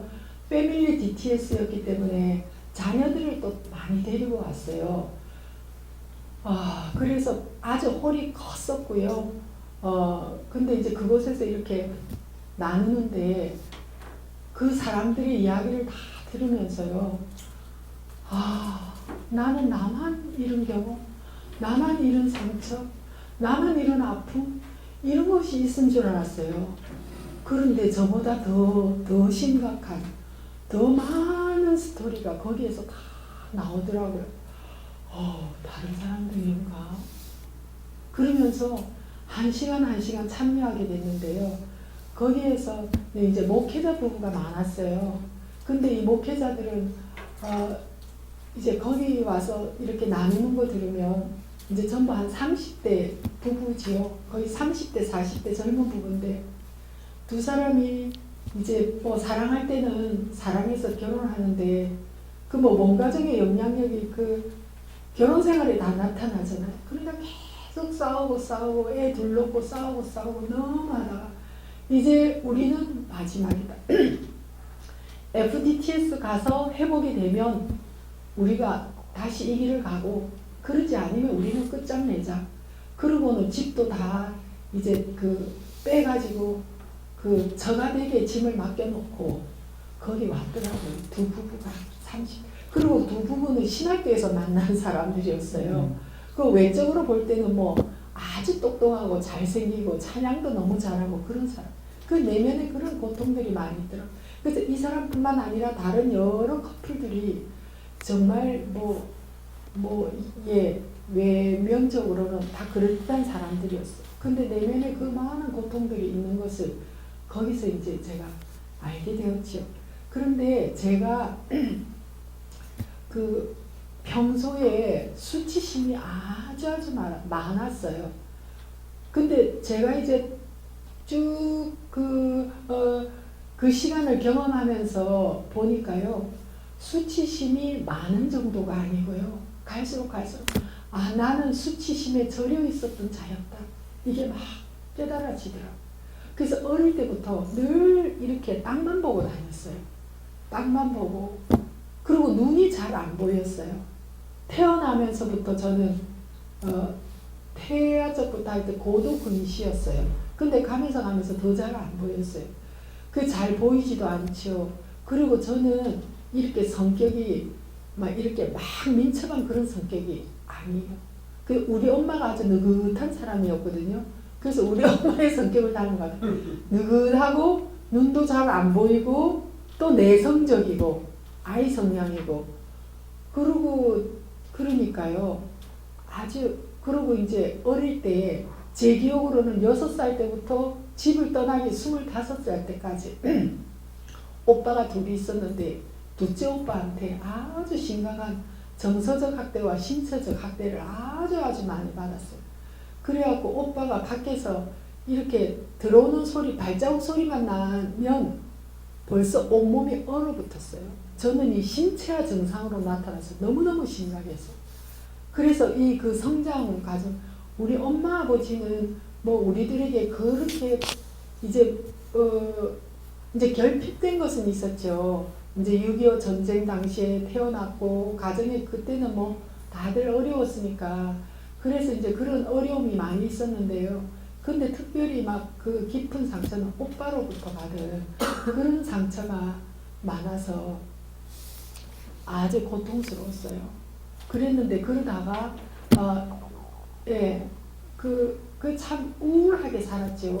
그리고 성향도 아이 성향이고 그랬는데 이제 그 성장하면서 이제 개인적으로 그 예수님을 인격적으로 만난 후에 많이 이제 치유가 되고 많이 달라졌어요.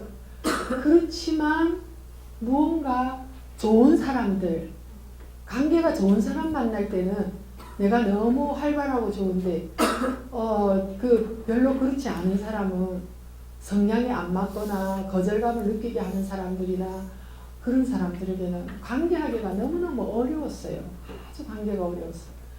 그래서 이제 제가 내가 이것을 치유받아야 되겠다. 그것을 이제 그 안말기 환자들하고 살면서 그 공동체 생활에서 3년 하면서 제가 이제 그 교회 사역 한 11년 하다가 그 공동체 사역으로 들어갔는데요. 들어가 보니까 제가 그전에는 제가 참 괜찮은 사람인 줄 알았거든요. 그리고 보는 사람마다 뭐 다 좋아하고 교회에서도 정말 참 가분한 사랑을 많이 받았어요. 괜찮은 사람인 줄 알았는데 공동체에 딱 들어가니까 관계가 너무너무 어렵더라고요. 거기서 제가 완전히 바닥을 쳤어요.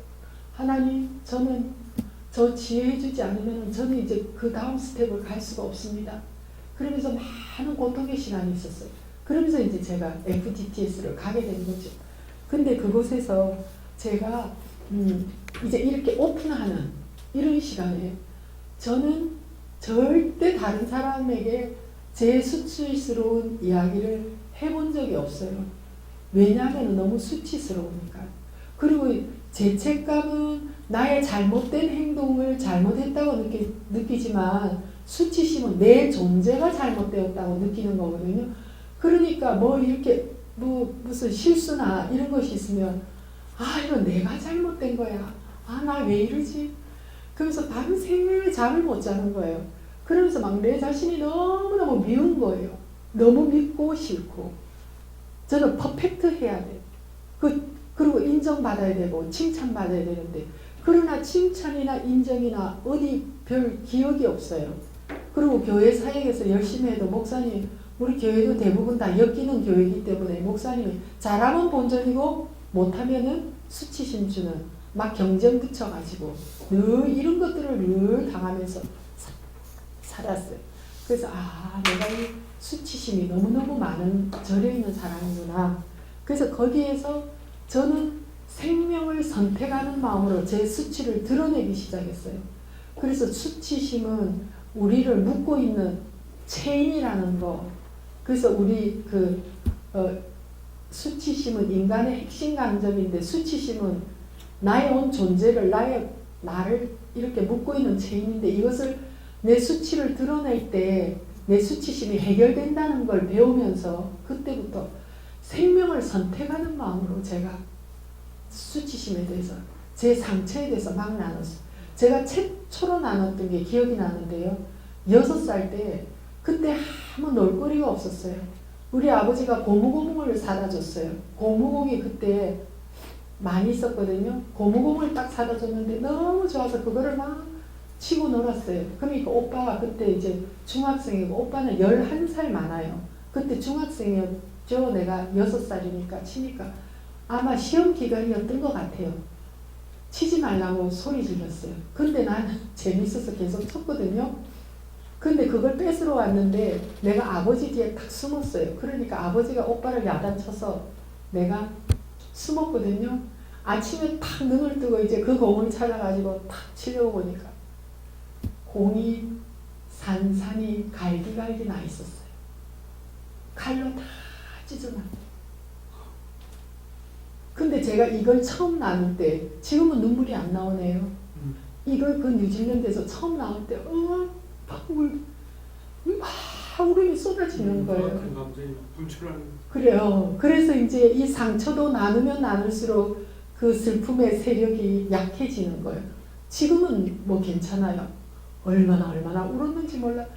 이 얼마나 나의 이 슬픔이 억압된 감정이 있었구나. 많이 울었어요. 그래서 제가 정말 생명을 선택하는 마음으로 그때 나누었어요. 그래서 이제 그리고 거기에서 이제 그 FDTS를 마치고 이제 호주 그 가정상담 FMS로 갔어요. 그래서 거기서도 이제 나누는 시간이 늘 있었어요. 근데 제가 언니하고 관계가 아주 안 좋았어요. 언니가 늘 나한테 화를 내는 거예요. 나는 언니한테 잘하려고 하고 가면은 뭘 사가지고 가요. 너는 돈도 없으면서 왜 이걸 사오냐고 막 화를 내는 거예요. 그래도 나는 없는 가운데도 그래도 나는 언니 주려고 샀는데 그렇게 화를 내더라고요. 그리고 언니가 분노가 많았고요. 그래서 그런 언니를 이해할 수가 없었고 엄마한테도 막 이렇게 막 화내고 하는 게 도저히 이해할 수가 없었어요. 그래서 언니하고 관계가 너무너무 안 좋았어요. 그런데 거기서 원가족 작업을 하면서 갑자기 언니가 딱 떠오르더라고요. 근데 언니가 저보다 7살 많거든요. 근데 우리 엄마가 심장병으로 아주 누워 있었어요. 그러니까 저를 놓고 이 언니가 어린 저를 동생을 봐야 했잖아요. 그래서 언니가 한번 이러더라고요. 야, 내가 너 아기 때 볼 때 떨어뜨려 가지고 엄마한테 혼났다고 하면서 웃으면서 그러더라고요. 그래서 그런데 그때 왜 나를 떨어뜨렸어? 언니가 나를 떨어뜨렸으니까 내 머리를 다쳐서 내 머리가 이렇게 나쁜 거라고 이렇게 했어요. 언니한테. 근데 그때 보니까 이 부종옆 이 부분이 지금도 푹 들어가 있어요. 이게 상처가 아주 심했던 것 같아. 갓난아기 때니까. 제가 그런 이야기를 했어요. 그러면서 언니한테 막 화를 내고 했는데요. 그때 그 가정 가운데 저는 거기서도 맨 앞에서 노트북으로 강의 받아치고 맨 앞에 늘 내 자리가 앞자리였어요. 그러면 이제 방에 가서 이제 오늘 강의 들은 거 다 정리하고 또 프로세스를 하는 거예요. 과제물이 아주 많았어요. 과제물 하면서도 또 프로세스하고 기도하고 막 앞자리에서 날마다 울었어요. 제가 그 원가족 작업하면서 아름다웠어야 할래 어린 시절이 이렇게 박탈되었구나. 그거를 거기서 제가 깨닫게 된 거였어요. 그래서 날마다 우는 시간이었어요. 그래서 잠깐만요. 제가 그 DTS나 예수전도단의 그 치유사역에 효과가 있는 이유는요. 여기서는 집에서 생활하다가 오잖아요. 한 주에 한 번 아니면 일주일에 4번 5번. 거기는 자기 삶을 다 내려놓고 자기 삶을 다 포기하고 가는 거예요. 얼마나 치유를 갈망하는 사람을 했어요. 하나님만 온전히 정말 이 과정에서 하나님 나 살려주지 않으면 나는 죽어요 하는. 그래서 99%가 치유가 일어난다 하고 하거든요. 그러니까 그런 사람들이 다 모인 곳이에요. 거기는. 그러니까 서로 한 사람이 이렇게 오픈하잖아요. 하면은 아까 하니까는 동생은 경험 안 했는데도 가서 이렇게 안아주잖아요. 그 사람이 이렇게 허구해주면서 위로하고 격려. 한 사람 돌아가면서 다 그렇게 해요. 한 사람 나누면은. 그게 참 지지하고 격려받는 거잖아요. 그래서 제가 언니에게 그랬는데, 제가 이제 막 이 가정을 하고 그거 하면서요. 그 강의를 들으면서 제가 언니 입장으로 딱 돌아가지더라고요. 나 한 번도 그런 경험이 없었거든요. 언니는 언니니까. 언니는 나보다 나이가 많으니까.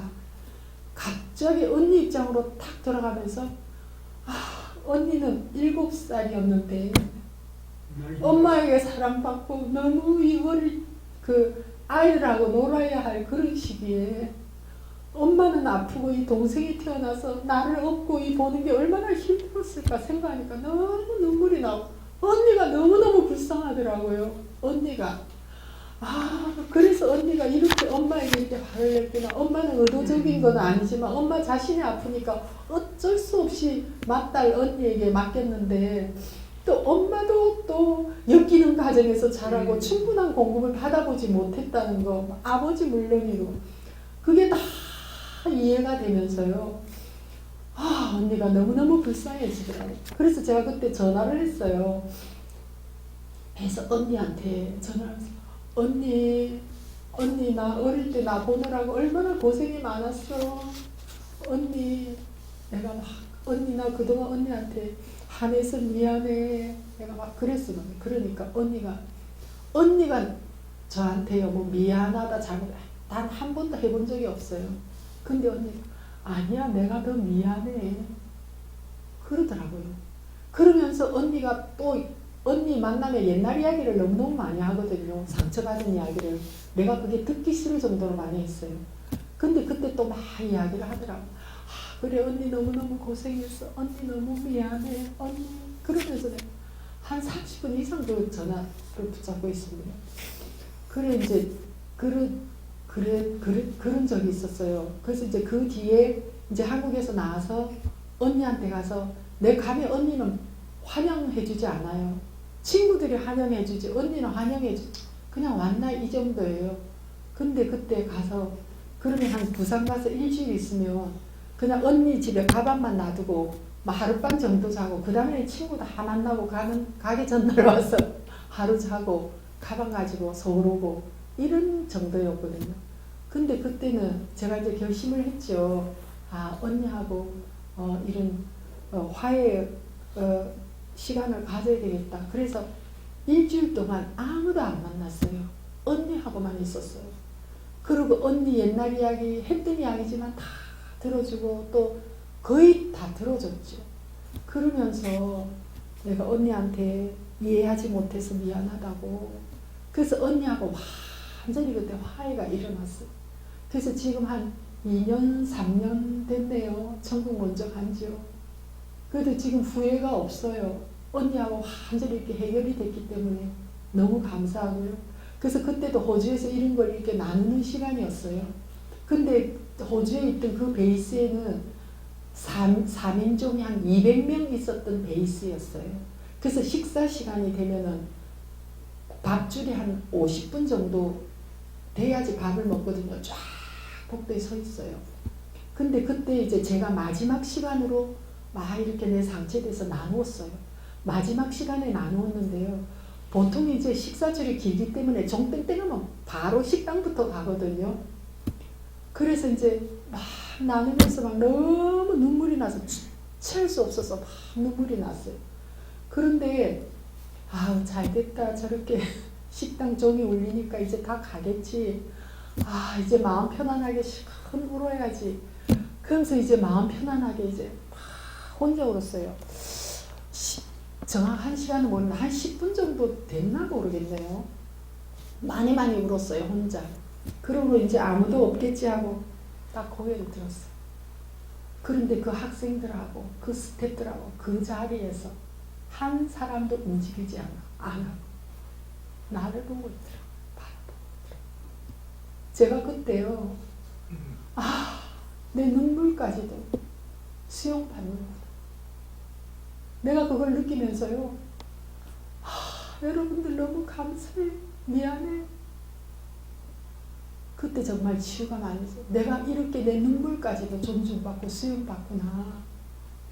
그래서 제가 그런 시간, 한 시간들을 통해서 제 수치심이 거의 많이 치유가 됐어요. 근데 그 수치심의 치유가 되지 않았다면 지금 이 자리에 있을 수가 없었어요.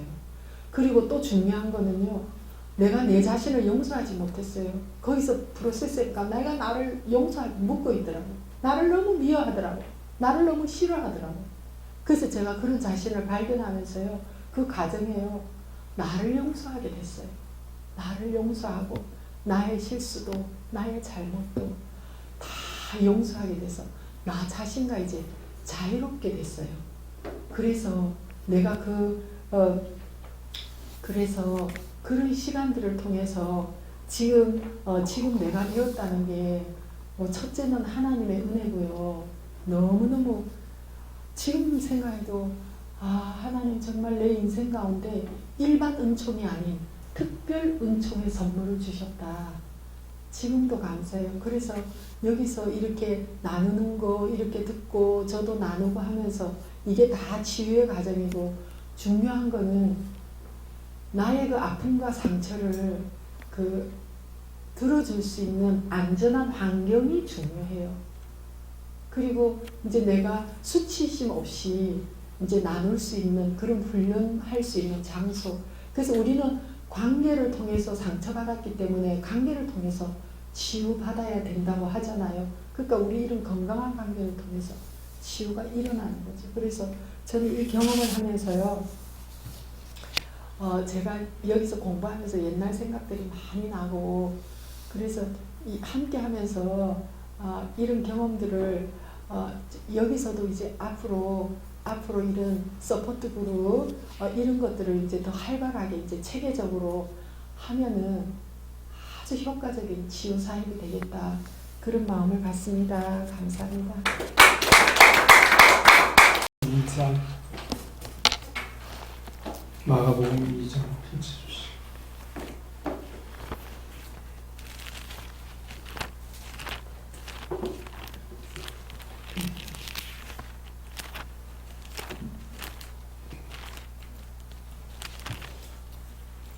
거기에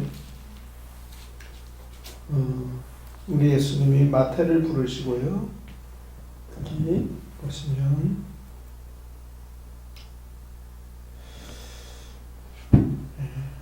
15절부터 17절까지 읽겠습니다. 시작. 그의 집에 앉아 잡수실 때 많은 세리와 죄인들이 예수님과 그의 제자들과 함께 앉았으니 이는 그러한 사람들이 많이 있어서 예수님을 따르미르라. 바리새인과 서기관들이 예수님께서 죄인 및 세리들과 함께 잡수신 것을 보고 제자들에게 이르되 어찌하여 세리와 죄인들과 함께 먹는가. 예수께서 들으시고 그들에게 이르시되 건강한 자에게는 의사가 쓸데없고 병든 자에게라야 쓸데있느니라. 나는 의인을 부르러 온 것이 아니요 죄인을 부르러 왔노라 하시니라. 아멘. 따라합니다. 건강한 자에게는 의사가 쓸데없고 병든 자에게라야 쓸데있느니라. 나는 의인을 부르러 온 것이 아니요 죄인을 부르러 왔노라. 아멘. 이 세상에 완벽한 건강을 가진 사람이 있습니까? 한 사람도 없습니다. 그러나 어떤 사람은 자기가 건강하다고 생각하는 사람은 병원에 안 갑니다.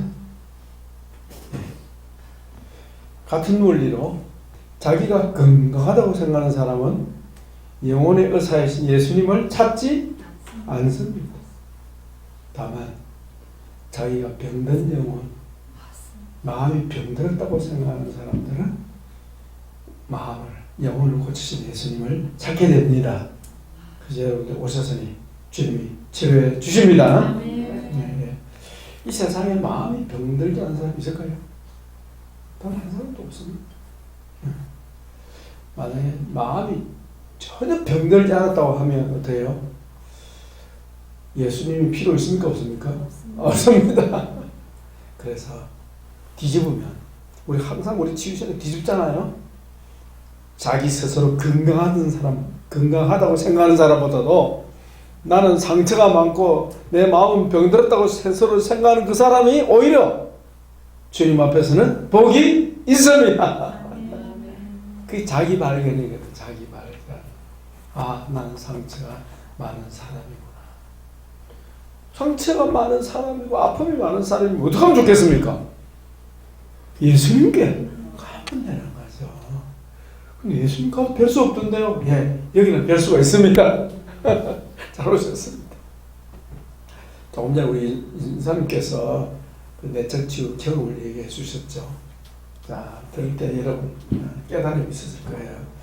자, 우리 본질적 구성 요소, 아까도 그림 그렸죠? 이 그림이 굉장히 중요한 그림입니다. 아, 동그라미 좀 이상하네요. 이거만 하고 우리 잠깐 쉽시다.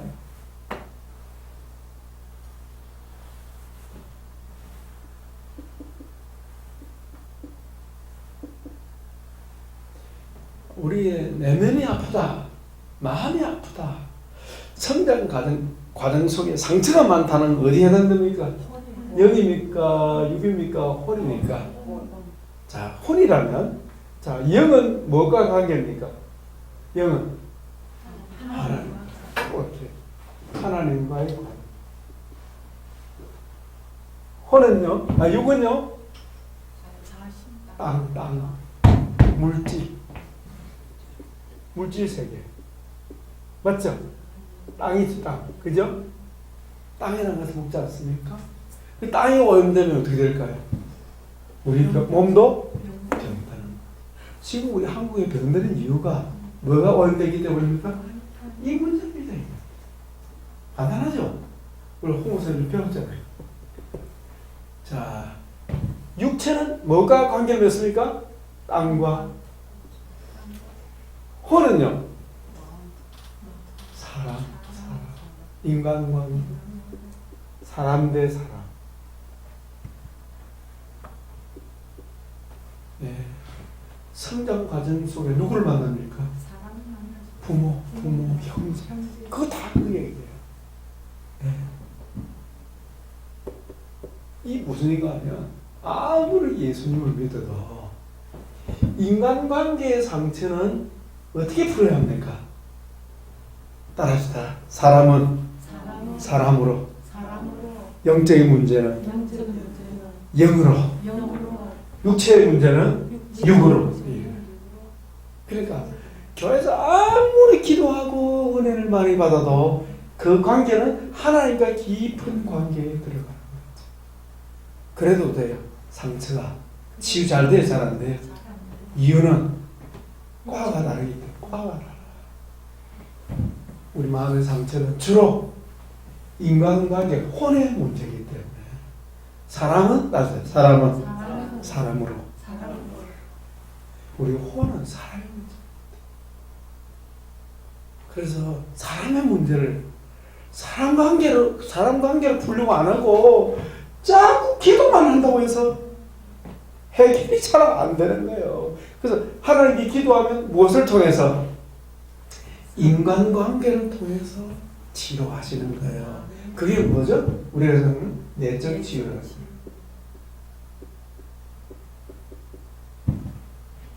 우리 치유신학에서는 영적 치유라고 그러죠. 영적 치유는 이거 다 포함하는 거예요. 아시겠죠? 네. 그래서 일테면 뭐 가족 환경이 어릴 때 안 좋았다. 다 혼의 문제예요. 그럼 하나님은 어떻게 치료하십니까? 사람 관계를 통해서 치료하십니다. 우리 인사님처럼 하나의 케이스죠. 예. 그래서 주님은 반드시 우리를 고치십니다. 아멘. 고침 받으려면 어때요? 내가 나를 알아야 되는 거라. 아, 이 내 문제는 하나님께 매달려야 되는 문제인가? 인간관계에 풀어야 될 문제인가? 아니면 이 물질적인 문제인가? 이걸 잘 분별하는 거예요. 일반적으로 잘 안 가르쳐주는 거죠. 전통교회는요, 기도하면 다 해결돼. 물론 기도하면 해결되지만, 따라서 영은 영으로, 혼은 사람으로, 몸은 물질, 땅과 음식과 관계되는 거예요. 환경하고 관계되는 거예요. 이렇게 풀어야 한다 하는 거. 염두에 두시면 좋겠습니다. 그래서 좀 전에 우리 전사님 말씀했는데, 여러 사람들이 집단을 이루어서 이제 치유 프로그램이 있는데, 집단 상담이라고 그래요. 일반 집단 상담이라고 그러는데, 우리 이번 겨울방학 때 한번 시간 내가지고 우리 한번 집단 프로그램 한번 진행 한번 해봅시다. 아시겠습니까? 우리끼리 한번 해봅시다. 하면 좋을 거예요. 기도하고 하면요, 막 나옵니다. 나오고 또 성령님이 친히 인간관계 속에 역사하십니다. 그래서 전사님 얘기를 막 할 때 또 나와 관련된 나도 또 어때요? 같은 역사가 내 안에 일어나는 거예요. 성령님이 다 하시는 거죠. 다음 기회에 한번 했으면 좋겠고요. 이 치유신학 개론은 문자 그대로 치유의 기초입니다. 이걸 바탕으로 해서 이제 나를 치유하는 하나님의 치유 세계를 점점 확장해 가면서 배워갔습니다. 주로 이 혼의 문제는 혼의 문제 제일 많은 부분이 감정 부분, 감정. 무슨 부분? 감정은 무슨 감정? 부정적인 거. 부정적인 거. 또 하나는 뭘까요? 지식. 지성의 문제. 왜곡된 사고방식. 이 잘못된 사고방식을 갖고 있으면 어때요? 계속 겉돌아요. 진전이 없어.